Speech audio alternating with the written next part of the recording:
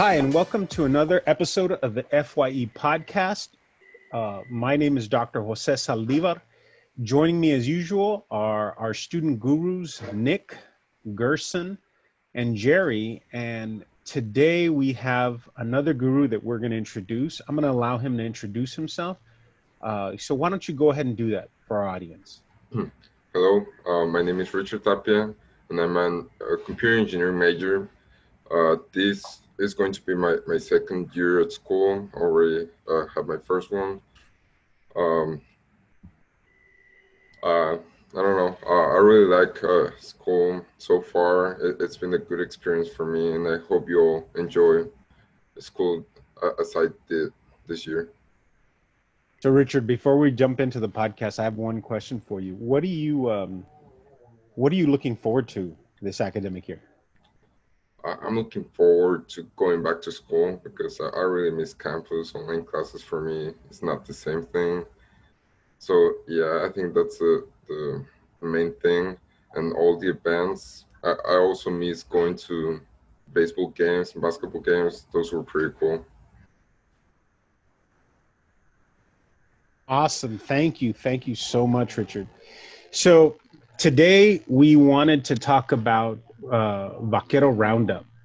And so we have a guest with us today, and we are very honored to have this person with us. I'm going to allow her to introduce herself. And so give us your title, everything, and tell us your involvement with Roundup. My name's Andrea again. I am the Director of Undergraduate Recruitment for UTRGV, and part of the recruitment team also is in charge of orientation. The second piece of orientation, the final piece, is Vaquero Roundup for the incoming freshman and transfer class for fall 2020. Awesome. Well, thank you for being here with us, Andrea. So I think we have a lot of questions. I guess I'll get things started, and I want us to think about what can students expect from Roundup this year? Roundup this year it's still that second piece of orientation. So up to this point, students have only had interaction with an advisor and maybe a recruiter to register. So this is their opportunity to meet the rest of campus who they haven't been able to meet yet. And we're really trying to make it engaging and interesting for students and not advising and registration. And there's more to UTRGV than just that. Okay. So you say that as if that's sort of what students come to expect from Roundup. I hope so. We don't get to interact much with students. Once you go through Roundup, that's our pass off. We're done. We've worked with many students from their junior year through senior year, through application and admission and orientation, and then we don't really get to see students unless you come work for us after that point. So other than an excitement in a field house or the student union lawn, I hope that that's what they receive from Roundup.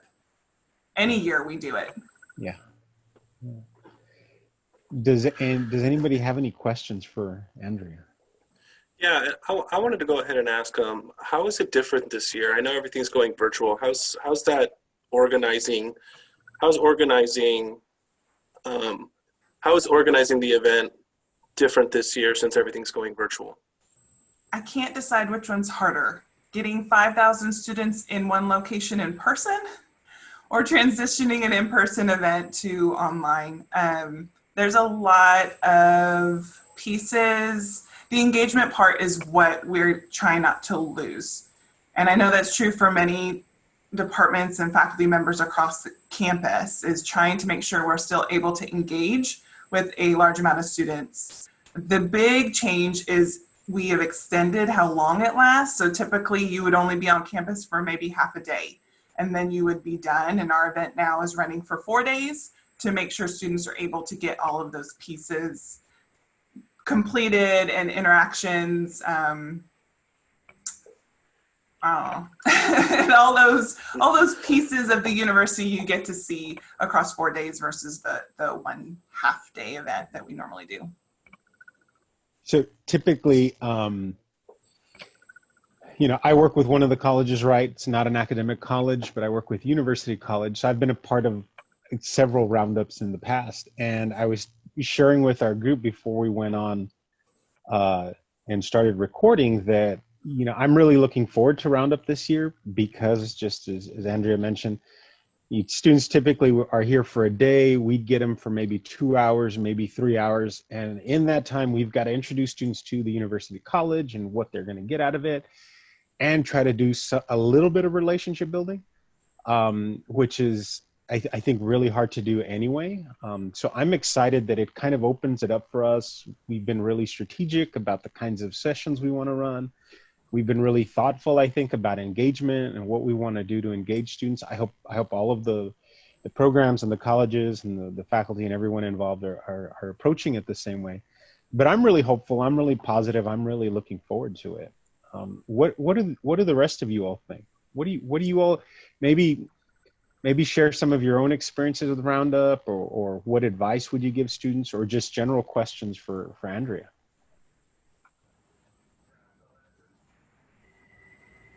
I'll go ahead and say something. From my previous experience and during my undergrad, which is some time ago, I remember kind of attending our Roundup event. And for that, it was really, it was just this thing that was in person. We all go to the gymnasium and then we all gather there and get some general information about like different, services the university has. And I think that's the hardest thing about it, is since everything is online, it's like, what do you want to attend? And since it's spread out over a period of time, there's chances to miss something. I mean, back in those days, when we had time to be in front of everybody, I think like walking around and like getting to actually meet people in person, I think, that one-on-one to meet a new person or a new friend, that's going to be kind of what's kind of taken away from us. But I think attending this event is going to be probably a really good experience, just because you'll be able to see what services there are. And I think that's what's important, is about the services.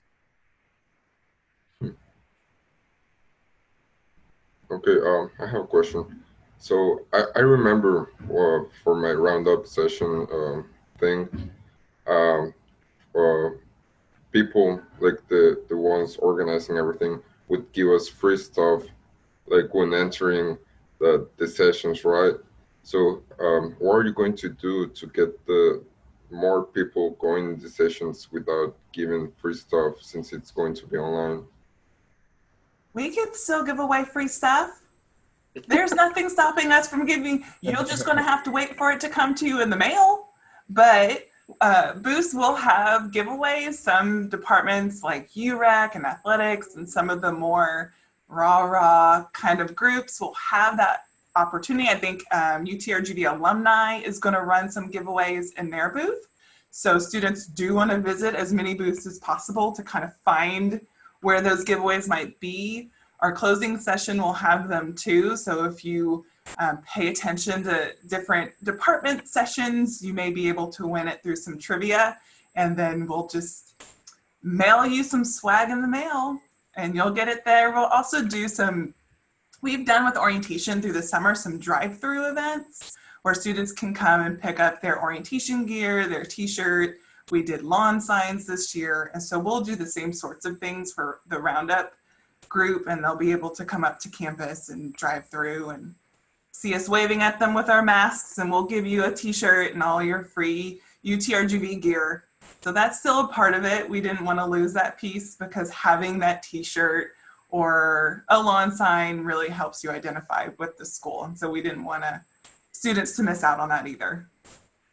I guess my next follow-up question is, when I had my Roundup back in 2017, it was great. I loved it, like in person, getting to see the university. But there was a part of me that really wanted an online version of it. And I guess with this epidemic, it's kind of forcing the university to learn new ways of communicating with students and doing events over like computer.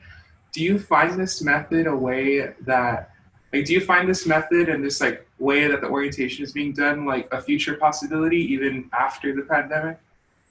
Absolutely. There's been things we have done that we actually think serve the student better virtually. And so moving forward, I think in just a lot of areas, just in our daily living, I think you'll see hybrid being a common occurrence in a lot of events and a lot of ways we interact going forward.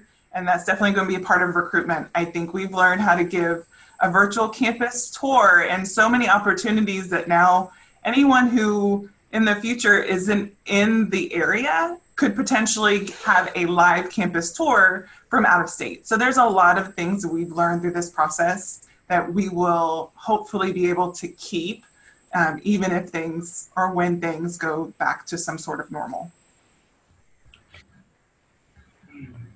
This is a good question. Yeah.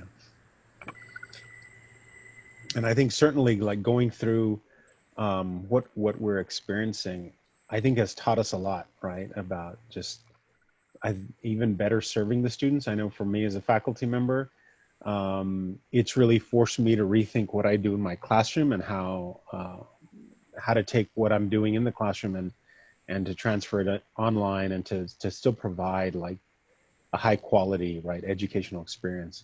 And that's, again, I think really going online, for me, it just feels like, and like students there's really more opportunities to really have a broad experience through the online roundup than maybe they have in the past. And so I think there are opportunities to meet different faculty members and other students and other offices. So I don't know, I'm really looking forward to it. Yeah. Not looking forward to doing the work and the planning, but I'm looking forward to participating and connecting with students. I always enjoy that. Yeah. So Andrea, what for you and your staff, what do you think has been the toughest thing transitioning the Vaquero Roundup to an online platform? Connecting with students is something our office does best. We are front facing in the schools, in a registration lab with all the students all summer long. And so losing that piece has been really, I think, difficult for the staff, just for morale, because we like to be with students. Yeah. And then for Roundup, there's so much excitement around it because there's so many people in one place at one time, and it can really help conclude the summer and bring in the fall. So being able to bring that online has been the most challenging piece. But we've learned a lot this summer. The orientation leaders have done some meet and greet, really casual Zoom kind of meetings with the incoming class, and it has gone over very well. The students have loved it. They've had all sorts of sessions of pet show and tells to anime to gaming and all sorts of stuff. So we've been trying to connect with the class virtually that way. I think we'll all be really excited to see this class on campus in person. Once we're finally there, that will be a real special semester, I think. Yeah. Oh, that's good. That's good. Any other questions from our co-hosts? Yeah, what about on the other end of the spectrum? What are you most excited for? I mean, besides all the work and all the challenges we're all facing, what's something that you really wanted to see, or something that's going to go on that you'd like to throw a shout out for? I am very excited about the FYE sessions. That is something we have not been able to do because of time. And so when we've expanded it out, there are some really neat sessions that students are going to get now before classes even start that I am just beyond thrilled are out there. And I'm really interested to see the students engage with that and how many of them go to those sessions. I'm also a sucker for the closing session. It won't be the big pep rally like we normally do, but we do have a closing session that I think will be fun and memorable. Hopefully we have a lot of different special guests and videos and the mascot and all that cool stuff going on for that session. And it's also the end, and so I'm really excited to get to that piece, like I am every single year. As soon as that pep rally is over, the class is here, we are done, and they belong to y'all now. And so I'm still waiting for that moment, and we're still hopefully gonna have that even if it's just virtual.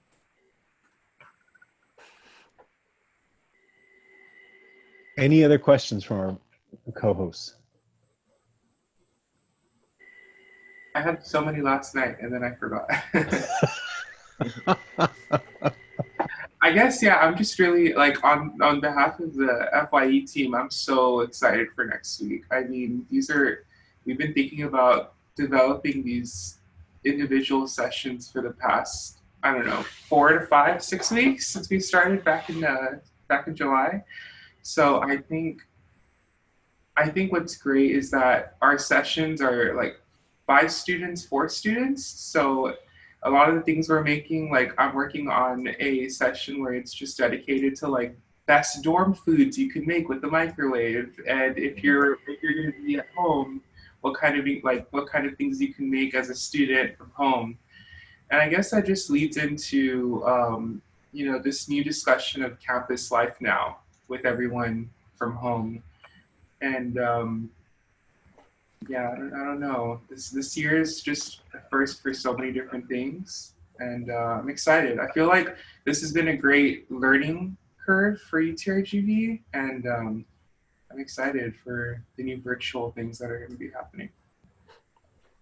Yeah, I think our team is doing like a lot of different projects. The FYE gurus have been really working hard to get like social media outlets on fire with all our postings. We've been definitely doing a lot of different postings from like our Meal Mondays and, our Wisdom Wednesdays. And it's been crazy. I mean, the amount of content that our teams have been pushing out just for the students, I think that's just an easy way for our team to connect with students. And I think that's what they really need, just to make them feel a little bit more at home, especially if students are living on their own. It's just a way to connect with us. And eventually we're going to become available for them to chat with us. We're going to have virtual office hours, and we're going to be able to, do one-on-ones with students that just, need someone to talk to, and maybe even point them to, other services that they may need.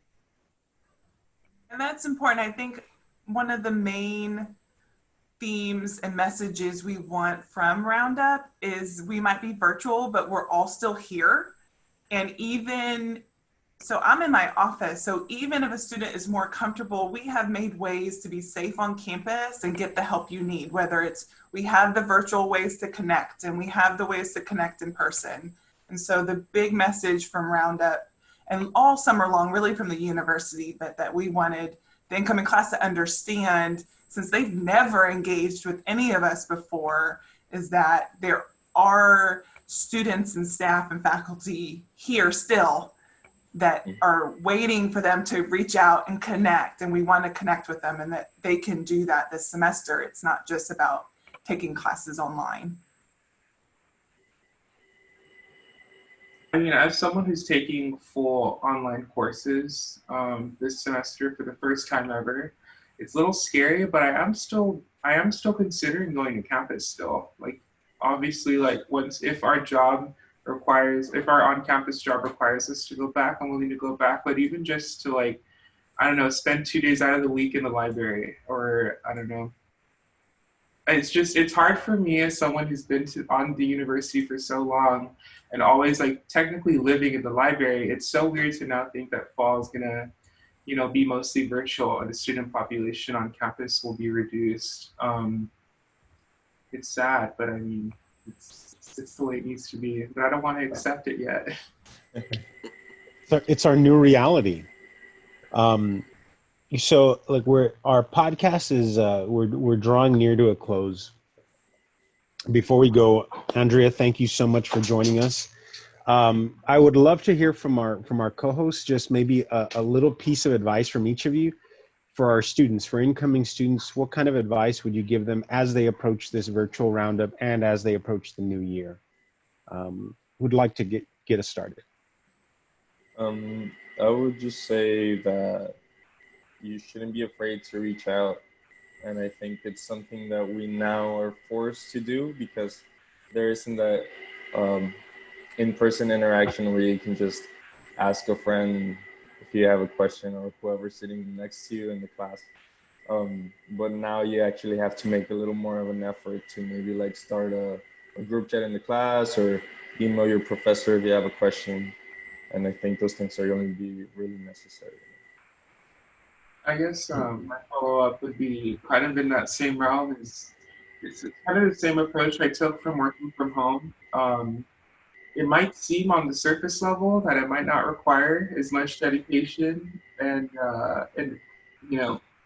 effort on your end as a student, but it really working and studying from home and doing online courses requires almost more than in class teaching session, because you actually have to drive yourself to really learn those subjects at home. You have to have the discipline to like get off your bed and actually get to a desk and start like learning that way. And I think your dedication as a student should not be reduced.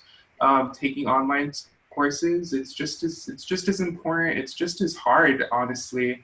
And I think all in all, it'll make you almost a more dedicated student for your first year. It'll get you more understanding of deadlines and just being more dedicated and doing your courses from home, because it is as someone who took that first step in taking my first online course my sophomore semester, it taught me a lot, and it taught me like this is what it means to really be like a very dedicated and time-oriented student. Buy a planner. Like that's honestly my main like request for any student now, like especially during online courses. Buy a planner. It doesn't have to be a beautiful, expensive one, just a standard planner, because you're gonna need it.